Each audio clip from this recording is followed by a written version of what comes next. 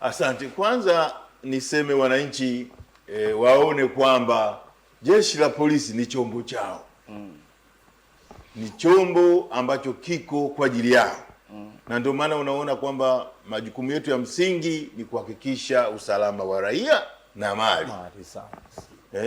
Sisi hatufanyi kazi nyingine. Kazi yetu kubwa ni kuhakikisha jamii inakuwa salama na mali zao zinakuwa salama.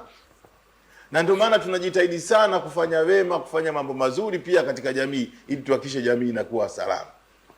Na ni wazo la msingi. Kwa hiyo swala la kwamba pengine wengine wanaweza kawa na dhana hiyo ya kwamba labda kuna utengano, mimi ni washauri.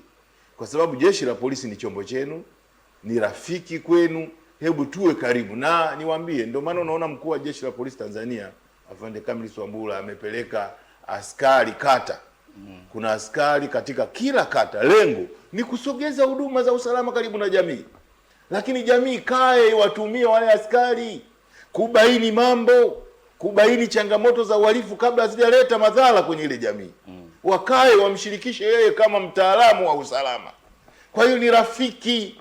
Huduma ya usalama ni rafiki. Nasikitika pia tunapofikiri kwamba kama tutajitenganisha na wana usalama, maana yake hakuna maisha bila usalama.